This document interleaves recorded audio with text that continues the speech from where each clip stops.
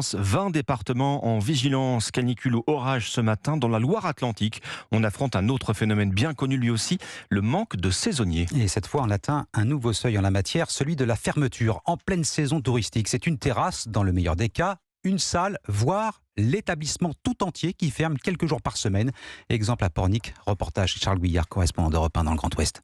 Oui, bonjour. Le service du midi vient juste de se terminer et au téléphone, Marilyn s'apprête à prendre une réservation. Seulement voilà. Pour 2 personnes demain, non, je suis désolée, nous sommes fermés le mardi et mercredi. Ne pas ouvrir 2 jours par semaine en pleine saison dans un site aussi touristique, cela paraît inimaginable. Mais pas le choix au bistronomique et le manque des bras. Benoît, le co-gérant. C'est une perte de chiffre d'affaires, mais on n'a pas les personnes. Aujourd'hui, on a 8 salariés et pour pouvoir être ouvert tous les jours, il nous faudrait 3-4 salariés qualifiés de plus. Une denrée rare, car si les CV affluent toujours, ce sont bien souvent des jeunes sans expérience qui postulent. Des jeunes sont disponibles pour la saison. Par contre, quand on parle d'un manque de saisonniers, on va parler d'un manque de gens qui peuvent tenir réellement un poste de chef de rang. Et il est là le problème aujourd'hui. C'est que les patrons sont occupés à remplacer les employés qu'ils n'ont plus. Donc ils n'ont plus le temps d'être parfois managers et formateurs. Et cette désertion des candidats, qu'ils soient qualifiés ou non du reste, s'explique d'abord par le logement. Impossible de se loger sur Pornic. Trop cher et difficile à trouver. Même les campings ne veulent plus forcément loger les saisonniers. Et aujourd'hui, pour le seul département de la Loire-Atlantique, on estime à près de 400